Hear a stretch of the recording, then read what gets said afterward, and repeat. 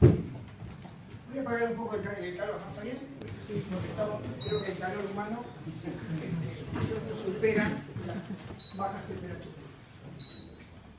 Bueno, a mí no se me va a cerrar el teléfono porque yo soy más viejito que ella, tengo el papel, así que no hay problema con eso. Buenas tardes a todos.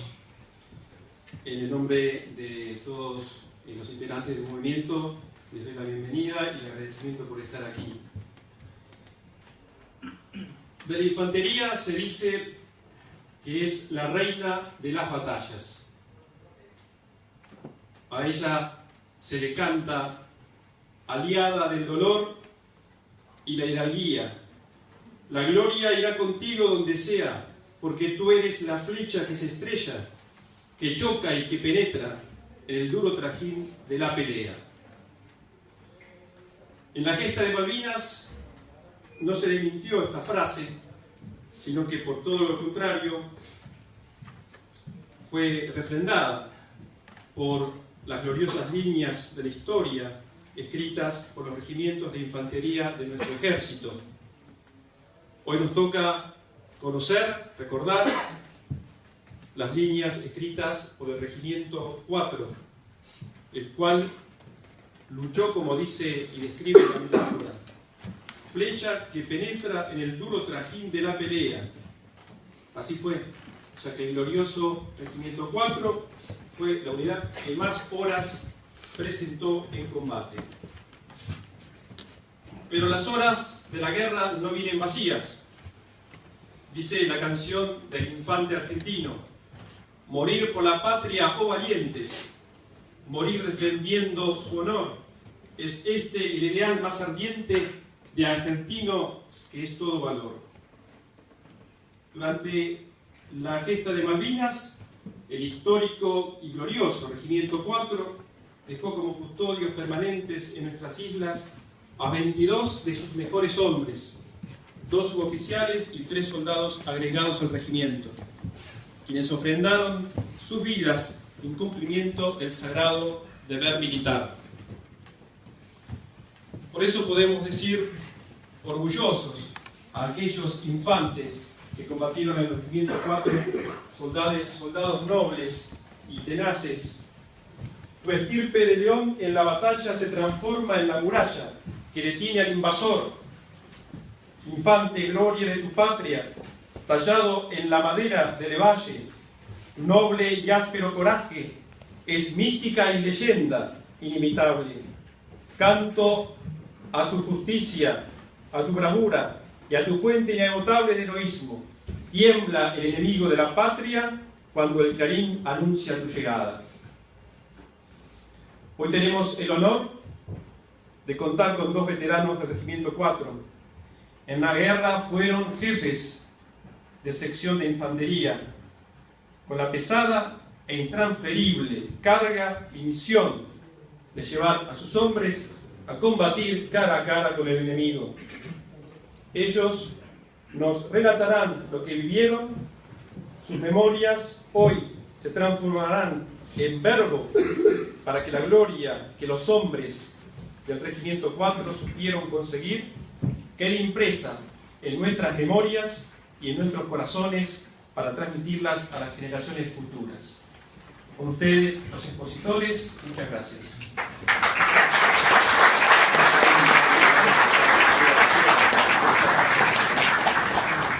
Bueno, buenas noches. En nombre de Lautaro y mío, agradecemos la presencia de ustedes acá. Nos sentimos inmensamente honrados de que ustedes estén acá. Particularmente me emociona que estén cadetes del Colegio Militar acá. Muchas gracias por estar. Y para los que están atrás, hay algunos lugares acá libres, así que si quieren sentarse, pueden sentarse. Bueno, vamos a abrir esta charla donde vamos a tratar de transmitirles las experiencias que tuvimos como soldados de infantería combatiendo en primera línea con el enemigo, haciendo 2 aclaraciones para que ustedes puedan poner en contexto lo que viene después. En principio, las experiencias de combate pueden las podemos dividir en dos categorías. Una objetiva y otra subjetiva. Digamos, es muy diferente combatir, es muy diferente, es muy distinto, es una experiencia radicalmente diferente la que tiene un piloto volando atrás del agua, surcando una barrera de misiles. Es muy distinta la guerra que vive o que vivió, para ser específicos, un marino en el crucero General del Belgrano, náufrago con olas de 6 metros y luchando contra el frío. Otra muy diferente es la que vive un artillero tirando con sus cañones, y otra muy diferente es la que vive el infante combatiendo cara a cara con el enemigo. Ninguna reemplaza a la otra, pero básicamente son cosas diferentes. Y eso es lo primero que ustedes tienen que entender, porque nosotros venimos acá a darles un mensaje de verdad. No ocultamos nada, pero nuestra experiencia puede ser muy diferente a otra. Eso es digamos, lo primero que tenemos que considerar. En segundo lugar, la subjetividad. Frente a una experiencia cualquiera de la vida, las personas la perciben, la sienten, la vivencian de manera diferente. Y eso mismo ocurre con las experiencias de combate. Algunos las procesan de una forma, algunos la viven en el momento de una forma y otros de otra. Y eso no desmerece el testimonio de un veterano. Nosotros le vamos a dar el testimonio nuestro, como lo vivimos nosotros, y con la sinceridad, la honestidad y el deseo de compartir con ustedes esos momentos de ansiedad, de miedo, pero fundamentalmente de felicidad y de gloria que vivimos cuando éramos muy jovencitos. Así que lo dejo ahora al coronel mayor para que empiece el tema. Bueno, buenas noches a todos. ¿Me escuchan o hace falta el micrófono? Ahí está mejor, ¿no? Bueno, en principio me sumo a lo que dijo Marcelo al comienzo, de agradecerle la presencia. Para nosotros es muy grato que ustedes nos acompañen, porque ustedes están dejando tiempo de su propia vida en algo que es superior, no por venir a escucharnos exclusivamente a nosotros. Ustedes están acá por Malvinas y esa es la causa, ¿no? En definitiva, y eso es lo que nos exalta a todos. Por eso me gusta decir que no se dice por ahí rápidamente, 14 de junio se perdió la guerra de Malvinas se perdió, y siempre con la misma cantinela, ¿no? Y yo digo que en realidad lo que se perdió es una batalla. Si lo vamos a ver desde el punto de vista estrictamente histórico, como si fuera esto una película, lo que se perdió es una batalla. La guerra continúa de otra manera. No para que nadie salga de acá corriendo y diga que nosotros estamos diciendo que todavía hay guerra. No, por favor. Lo que estamos diciendo es que lo que está ocurriendo es que hay un cambio de estrategia. Ya no hay una confrontación armada, sino que lo que hay es una demanda diplomática o otras estrategias que están en juego, pero no casualmente la fase armada. Que sí, esa finalizó en el año 82, pero todavía no ha terminado el conflicto. El conflicto está mucho más vivo que nunca. Y alguien dice, bueno, ¿y cuándo se termina la guerra? La guerra se va a terminar de dos maneras. El día o que los ingleses nos devuelven las islas, o el día que ningún argentino levante la bandera diciendo que las Malvinas son argentinas. Si ningún argentino en el futuro levanta la bandera de que las Malvinas son argentinas, tristemente ese día sí vamos a perder la guerra. Pero ya ven que no, esto no está muerto, está más vivo que nunca, por eso están ustedes acá y nos acompañan. Y yo también, como Marcelo, me alegra mucho ver estos jóvenes que están acá adelante, porque nosotros fuimos como ellos hace algunos años. Mucho. Bueno. Muchos años, siempre me recuerda lo mismo, que estamos hechos unos viejos chotos. Podemos avanzar porque no me responde este aparato. Bueno, algunas placas como para entrar en ambiente, pero no voy a decir nada que ustedes no conozcan, pero sí es importante hacer hincapié en que esto no es nuevo, ¿cierto? Realmente es un conflicto añejo. La que sigue. Me gusta mostrar este mapa en todos los ámbitos donde hablo, porque acá lo que ustedes estamos, o lo que todos estamos viendo, es en realidad la República Argentina. Ahora, la gran pregunta es, ¿todo eso que estamos viendo es hoy, efectivamente, la República Argentina, o hay algo que está entre paréntesis, ahí, o entre comillas, o entre signos de interrogación? ¿Qué dicen ustedes? ¿Qué dicen ustedes? ¿Eh? Sí, claro que es actual. Ese es el mapa que hoy por ley corresponde a la República Argentina. Es el mapa bicontinental. Pero la pregunta es, ¿todo eso hoy ejercemos soberanía plena en todo lo que estamos viendo? No. Hay dos áreas que específicamente, o varias áreas, que están referidas a las Islas Malvinas, Georgia Sandwich y el sector antártico. Eso todavía está en veremos. Discúlpenme, pero ando con una tos infernal. Sí. Bueno, obviamente lo que nos une, o el foco del conflicto, son estas islas. Sin embargo, esto es un área, es todo un espectro. No podemos situarnos en que el problema es Malvinas. El problema es mucho más amplio. ¿Y por qué digo que es más amplio? Fíjense que en el año 1908, un día el rey Jorge V se levantó, y yo siempre a veces bromeo diciendo que se tomó algún whisky de más y trazó un recorrido, ¿no?, de lo que ustedes ven, diciendo que eso era el territorio antártico británico.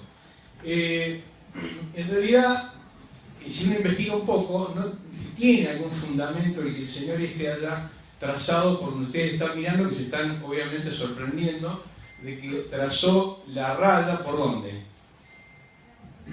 ¿Por dónde está la raya del señor La provincia de Tierra del Fuego. Por Tierra del Fuego.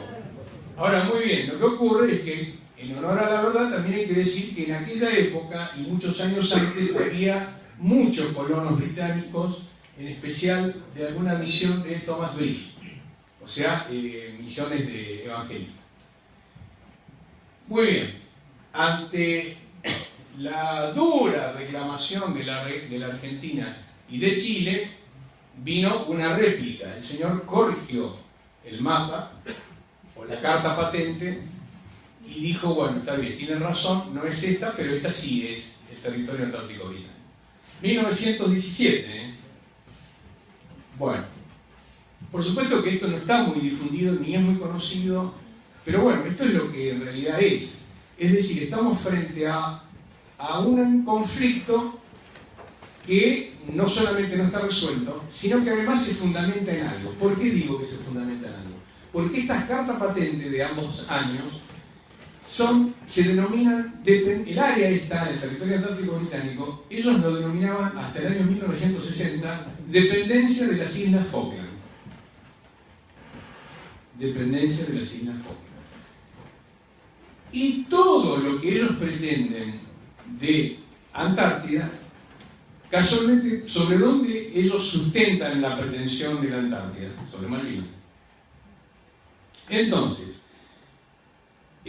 mucho más allá de todo lo que se conoce hoy, que es bastante público, el tema de los recursos naturales, el fondo marino, las posibilidades de yacimientos petrolíferos de distinto grado de importancia o de valor, porque no todos tienen el mismo valor, los recursos piscícolas y todos aquellos recursos naturales o minerales que hacen a las islas o sus áreas adyacentes.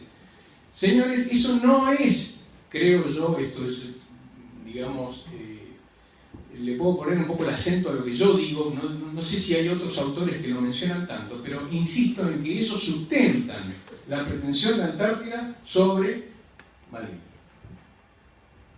Y el tema de Antártida es un tema bastante complejo, porque fíjense que si bien esto está en un status quo, donde no hay nada más que 12 países signatarios que firmaron inicialmente el tratado, y hay 7 que reclaman territorio, de los cuales está Argentina, pero oh sorpresa, el área que reclama Argentina se superpone con 2 países, uno de ellos ya sabemos que es Gran Bretaña y el otro es Chile. O sea que la situación, lamento decirle que es bastante complicada. Ahora bien, si uno hoy va a Malvinas, acá hay varios que han ido, además de en el 82 han ido, hay varios veteranos, así que le agradezco a los hermanos veteranos que están acá presentes también, en nombre de Marcelo y mío. Pero digo, hay otros compatriotas que han ido en los últimos años, han ido en estos años, y me dicen que han visto un museo donde aparece esto. ¿Esto es correcto? Sí. Bueno. Dice, fíjese, the next step. O sea, ellos mismos están avalando que el próximo paso es ese. O sea, esto no es algo que... Secreto. Claro, esto es algo público. Pero bueno, es decir, Malvinas no es solamente importante por lo que son las islas, sino por todo lo que conlleva. Y lo que conlleva es esto. Bien. Entrando en el tema de las islas, ustedes saben que las islas, en realidad hay 2 grandes islas, pero el resto son pequeños islotes. Nosotros estuvimos en la zona de los alrededores del puerto argentino, que se ubica en esta área.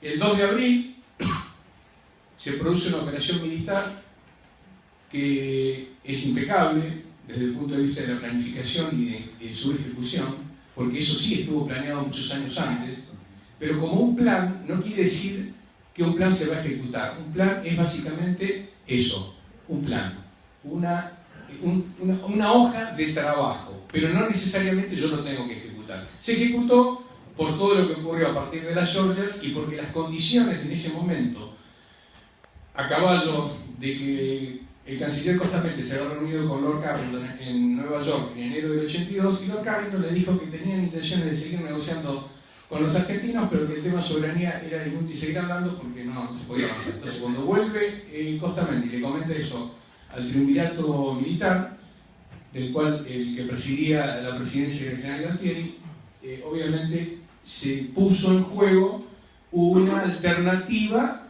militar. Yo sostengo, sí, ¿quieres decir algo? Aquí. A ver. Sí, justamente es importante en este momento de la charla, y antes de que vayamos a creo que lo que más les puede llegar a interesar a ustedes, que es la experiencia de combate en sí misma, esta introducción la hacemos con Lautaro, porque son cosas que generalmente nos preguntan y no son, digamos, valoradas cuando hablamos de Malvinas. O sea, como bien dijo Lautaro, la posesión territorial de Malvinas es el fundamento del reclamo antártico británico, y la Antártida es el único continente todavía no explorado, y quizás sea el continente del mañana, el de los hijos de los hijos de los hijos de nuestros hijos. Llegado a este punto, y recordando lo que decía Lautaro sobre la operación militar de recuperación de las Malvinas, y acá hay muchos o excombatientes o exmilitares retirados y futuros militares.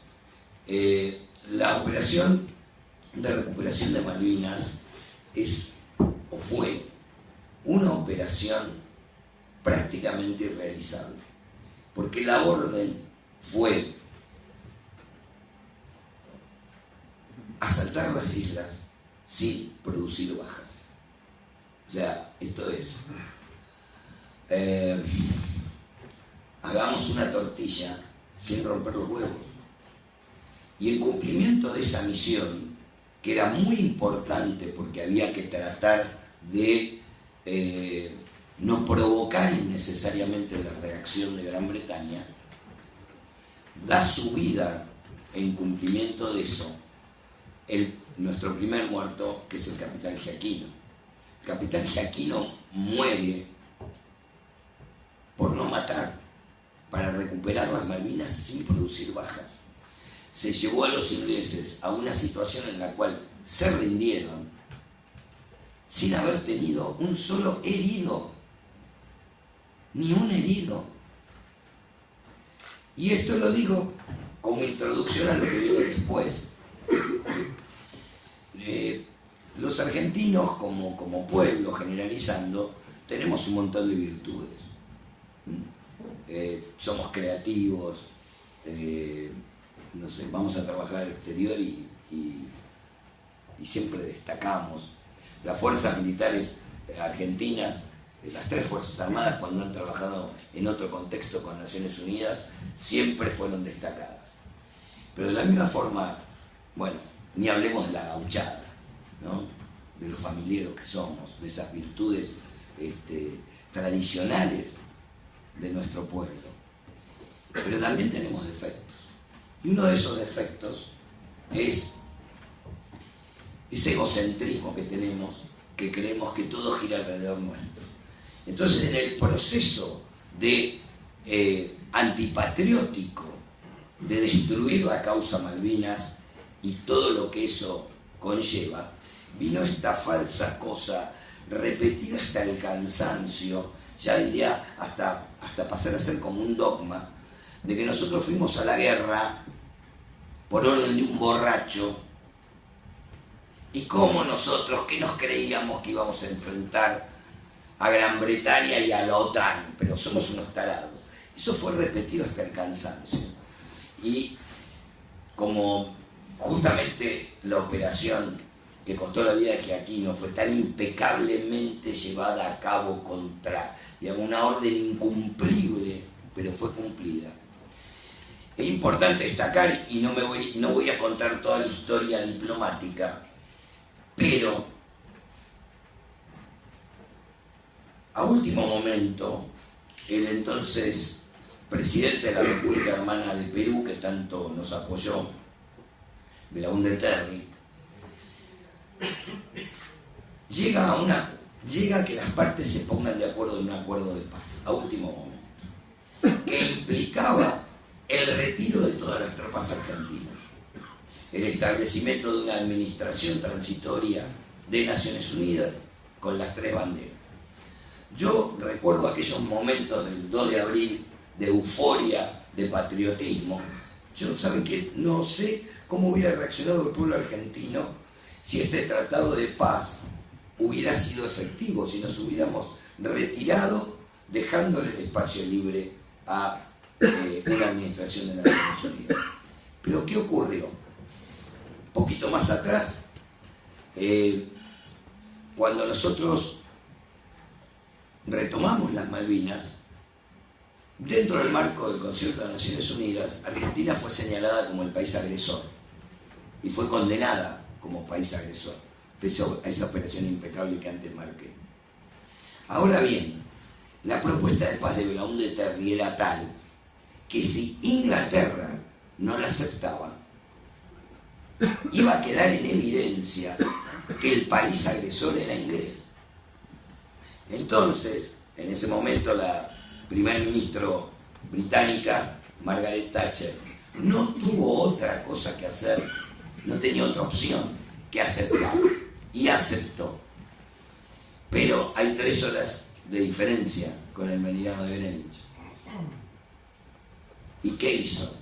Le ordenó al submarino Conqueror que torpedeara a nuestro crucero General Belgrano, que estaba fuera de la zona de exclusión. No torpedió solamente al Belgrano, torpedió la paz. Y yo siempre digo, hablando con otro público, a veces hablando con chicos más chicos, que si una persona quiere salir de acá y en vez de ir por la puerta choca contra la pared, nosotros podemos decir que es un tarado. Y si sigue chocando contra la pared, podemos seguir diciendo que es un tarado. Porque hay un sujeto y hay un objeto. En el caso del conflicto con Malvinas, había 2 sujetos, específicamente 2 sujetos de derecho internacional, 2 estados, Argentina e Inglaterra. Y esto era como un partido de ajedrez. A la acción de uno corresponde la reacción del otro. Entonces, ¿qué quiero decir? Nosotros no nos quedó otra que reaccionar al hundimiento del Belgrano hundiendo inmediatamente a la fragata Sheffield y empezó la guerra. Esto lo digo porque estos hechos demuestran contundentemente que no es que Galtieri un borracho que se le ocurrió ir a la guerra con la OTAN, sino que los que buscaron el conflicto, o sea, acrecentar el conflicto, digamos, la guerra, fueron los británicos. Y los británicos eran un sujeto, no eran un objeto. No podemos como pueblo ser tan tontos de pensar que dependía de nosotros la guerra. No, no. Acá hay dos sujetos y hay que reconocer que los británicos nos metieron en una encrucijada. ¿Cuál era la de defender la patria? En Georgia también nos agredieron ellos. No quise explayarme. La salida de la Task Force se produce a partir del 4 y 5 de abril, con lo cual ellos ya tenían información. Yo lo que quería agregar, antes de pasarle el micrófono a Marcelo, es que en realidad cuando todo esto se va hablando en los organismos del Estado de ese momento, digamos en la cumbre de lo que se llama el ápice estratégico, es decir, el triunvirato, los mandos, es muy probable que se haya filtrado la información. No nos olvidemos que estamos frente a una potencia que, bueno, tiene mucha experiencia en lo que es el MI6, que es el servicio de inteligencia británico en su parte exterior. Bueno, tiene gente en todos lados. Quizás haya alguien acá. No lo sabemos. Pero bueno, es así, es muy probable que esa información haya. Entonces, cuando surge el tema de Georgia, les vino como anillo al dedo, ¿no es cierto? Y algo que era una operación comercial, era algo muy. Estaba pedido hacía 2 años, el señor Dalibor había hecho todas las comunicaciones a la embajada, a la Cancillería británica, todos los papeles en regla, sin embargo se armó una bataola porque querían que se armara una bataola. O sea, esto no arranca con el amanecer del 2 de abril de alguien que dice, bueno, listo, vamos a hacer esto. No, esto corresponde a un proceso. Bueno, este esquema lo que hace básicamente es mostrar que hay todo un traslado de infinidad de unidades navales. Los ingleses, no solamente por lo que uno ha leído, sino que lo han dicho en persona, ellos necesitaban imperiosamente la base de Ascensión, la cual fue facilitada por Estados Unidos de una manera inicial. Sin embargo, Estados Unidos por ese entonces todavía se consideraba neutral. Y nosotros no combatimos solamente contra Gran Bretaña, sino que combatimos contra toda la apoyatura de la OTAN, incluso políticamente contra el bloqueo de más de un país de los cuales nosotros tenemos nostalgias por nuestros abuelos. Toda Europa nos cerró la puerta, ¿no? Entonces, los países hay que entender que no se mueven por sentimientos. Los países se mueven por intereses. Bueno, muy bien. Después del 2 de abril, con Marcelo, nosotros vestíamos el uniforme de los jóvenes cadetes que están acá adelante. Éramos felices. Era un día viernes, el día 2 de abril. Íbamos a salir franco, algunos que podían. Yo no. ¡Oh, sorpresa! ¡Oh, sorpresa! 5 días después del 2 de abril se produce un egreso. Fíjense que ustedes están viendo esa fuente histórica. Nosotros somos una de las, creo que no es la única, la promoción que se recibió de combate. Es decir, acá estamos formados, listos para recibir nuestros galones. No había sables, porque no había sables para nosotros. Nosotros éramos subtenientes y íbamos a egresar como subtenientes en comisión. Es decir, en grado no confirmado. Todavía teníamos que rendir la tesis. ¿Y qué tesis? Bueno. Perdón, ¿saben ahí dónde está cada uno en esa foto? ¿Se ubican? Sí, por ahí estamos todos iguales, en realidad. Todos pelados, flacos. Marcelo, por ahí, si uno ve a alguien más petizo, puede ser que lo reconozca. Pero no, creo que yo estoy por acá, si no sé si yo soy este, y vos creo que estás. Sí, estamos por ahí. Me parece que estás por ahí. Adelante. Este sos vos. Yo soy este y vos creo que sos. Bueno, aquí. Estábamos ahí, porque en realidad los destinos después fue en base al orden de antigüedad de egreso. Nosotros, como estábamos en la mitad con Marcelo, porque teníamos nuestros pecados, no éramos ni número uno ni no éramos los últimos, estábamos en el montón, digamos. Entonces nos tocó ir todos juntos a Montecasero. Pero esta es una foto histórica que es linda compartirla porque de alguna manera los hace situar a ustedes también en comprender no solo la juventud que teníamos, sino toda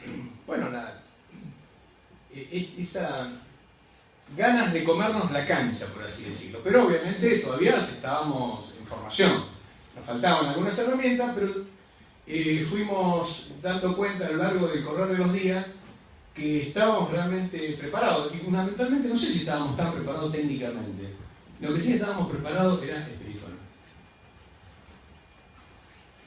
Nos tocó ir al Regimiento 4 en Infantería, nuestra gloriosa unidad, allá veo varios, acá hay un par de veteranos del 4 que nos venían a acompañar. Todos entramos por ahí, tanto soldados como oficiales y oficiales, y bueno, esa era la entrada de nuestro regimiento, y obviamente era todo una algarabía, porque hay que entender la Argentina de abril del 82, todo era una ebullición. Estaban todos muy, muy felices de lo que estaba pasando desde el punto de vista de haber recuperado algo que ancestralmente nos correspondía. Es decir, esto es importante también aclararlo, en especial para los más jóvenes, porque si no se piensa que todo esto se hizo a espaldas del pueblo. No, acá el pueblo es el que apoyó. Es más, muchas decisiones se tuvieron que mantener y seguir adelante porque el pueblo había hecho unas demostraciones en la calle que eran realmente manifestaciones muy, pero muy importantes. Y hay fotos de la Plaza de Mayo, creo que el 10 de abril, en la época en que vino este hombre, el señor Jai, como emisario. En realidad vino para que Gran Bretaña siga ganando tiempo en su aproximación. Pero la Plaza de Mayo explotaba. No creo que no haber visto nunca una Plaza de Mayo llena como tal esa oportunidad. Bueno, y acá la foto que le gusta a Marcelo y no a mí, porque yo estoy muy pulcro ahí, como subteniente de noviembre del 82, porque a mí los ingleses me sacan todas las fotos, entonces yo no tengo ninguna foto de combate. Pero Marcelito está en la foto que se la recuperé yo años después. Años después una persona amiga me llama por teléfono desesperado diciendo: mira, encontré las fotos en internet, te las voy a pasar por mail. Cuando yo recibo el mail, esto fue hace unos 10 años, cuando abro el mail, oh sorpresa, bueno, era mi compañerito, no era. Bueno, pero también es importante la foto porque nos muestra también lo que les decía hoy de la juventud y esas ganas de hacer, ¿no? Porque creo que muchas de las cosas que nos llevó a soportar todo lo que soportamos, no solamente a nosotros, sino a nuestros suboficiales y fundamentalmente a nuestros soldados, y fundamentalmente a los soldados casi 63, que voy a hacer después una consignación particular sobre ello, era el sentido del deber. Nosotros teníamos una obligación, y eso es lo que también nos movía. Porque uno va a la guerra por la patria, ¿no? O sea, el concepto de patria es el que nos llevó a Malvinas. Vamos a hacer algo importante. En realidad nosotros tampoco, no sé si querés contarlo, que nosotros no habíamos aclarado que nosotros no fuimos a Malvinas de entrada. En realidad el Regimiento 4 era una unidad que había sido preparada, alistada para ir al sur a cuidar la frontera con el vecino país que había hecho movimiento de tropas. Ese movimiento de tropas aferró a las tropas quizás, no sé si más preparadas, pero al menos más aclimatadas, mejor pertrechadas, más acomodadas en cuanto al equipo hacia el viento, que son todas las tropas de montaña nuestras. Y lamentablemente nosotros que veníamos con la reposera y la sombrillita del litoral, fuimos directamente para el sur y en vez de recalar en nuestra misión, que era custodiar la frontera, tuvimos la dicha del destino, hoy podemos decirlo con suerte, porque quizás podríamos nosotros tener una visión diferente, ¿no? y estar maldiciendo los cuatro vientos haber ido, pero hoy podemos decir, después de todo lo vivido, y fundamentalmente porque sentimos la responsabilidad de hablar por los que ya no pueden hablar, tuvimos la suerte de cruzar. Me acuerdo cuando íbamos a Montecasero, en el viaje decíamos: te das cuenta, Marcelo, no tenemos suerte. El problema está en el sur y nosotros nos vamos para el norte. Bueno, tengan cuidado con lo que desean porque algún día se les puede hacer realidad. Y viene la sorpresa. Finalmente... Bueno, ¿y por qué íbamos al sur? Porque también esto es otro mito que sirve para aclarar por qué las tropas que estaban especialmente equipadas y adaptadas a las zonas frías, particularmente las que estaban en el sur, las tropas de montaña, no concurren a Malvinas, y sin embargo, en el caso de nuestra brigada, la tercera brigada de infantería, en ese momento, el regimiento 4, el 5 y el 12 de infantería, son los que van a Malvinas. Porque Chile moviliza sus fuerzas armadas. O sea, no solamente después todo lo que se conoció de la información que en particular la Fuerza Aérea Chilena dio sobre cada avión que despegaba del continente, las operaciones que en Tierra del Fuego hizo el SAS, Special Air Service inglés. Más allá de eso, lo más problemático es que Chile movilizó. O sea, nosotros no movilizamos como en el 78, pero sí se pusieron en alistamiento todas las unidades que estaban en la frontera, porque tampoco era cuestión de ganar las Malvinas y perder la Patagonia. Entonces, a último momento, nosotros que marchábamos a la frontera, terminamos yendo a Malvinas.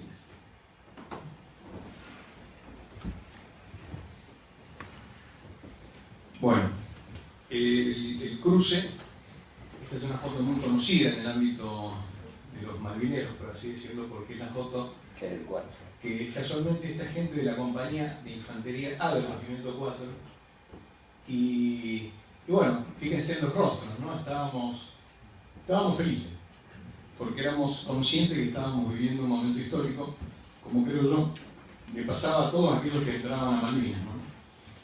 Y nosotros no estábamos ajenos a esto, realmente estábamos muy felices. Es importante acá hacer una aclaración que me vino a la mente recién con respecto a las clases, porque también de eso dependen muchas cosas que se dijeron. En ese momento de abril del 82, ¿quiénes son o las unidades cómo estaban conformadas? Al menos las unidades de infantería están conformadas con 5 compañías: compañía de infantería A, B, compañía comando y compañía de servicio, perdón, 4 compañías. Una compañía era movilizada, esa es la estructura que tenía normalmente las unidades del ejército en esa unidad. Ahora bien, esa tercera compañía, que es la compañía C, se forma, se recrea con todo el personal que se llama de la movilización, o sea, se la llama de la reserva, se convoca. En el año 82 ya estaba entró la clase en enero, febrero del 82, o sea que hicieron febrero, marzo y ya abril ya estaba el conflicto golpeando la puerta.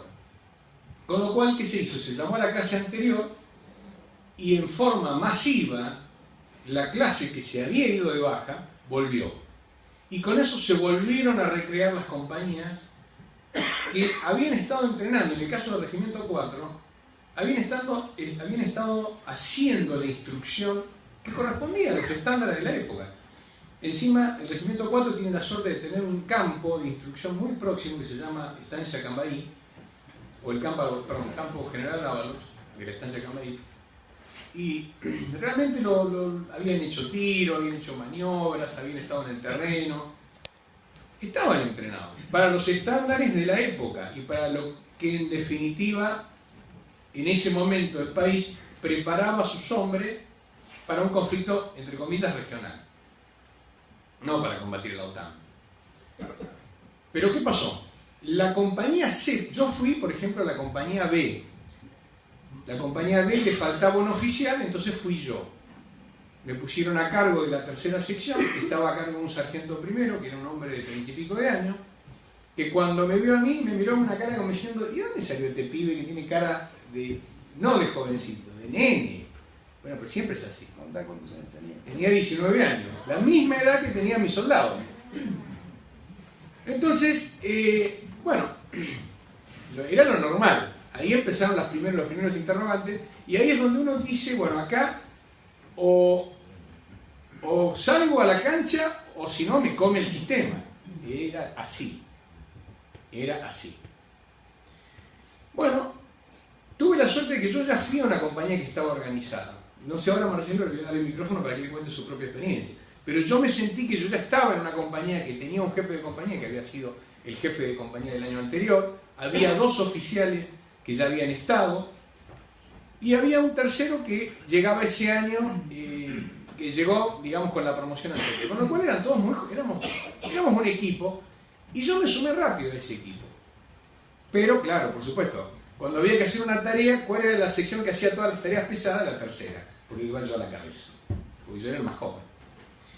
Pero esa es así la milicia y está bien. Ahora, nosotros tuvimos que incorporar a algunos soldados de la clase nueva que estaban haciendo servicio militar recién ese año, o sea, de la clase 63.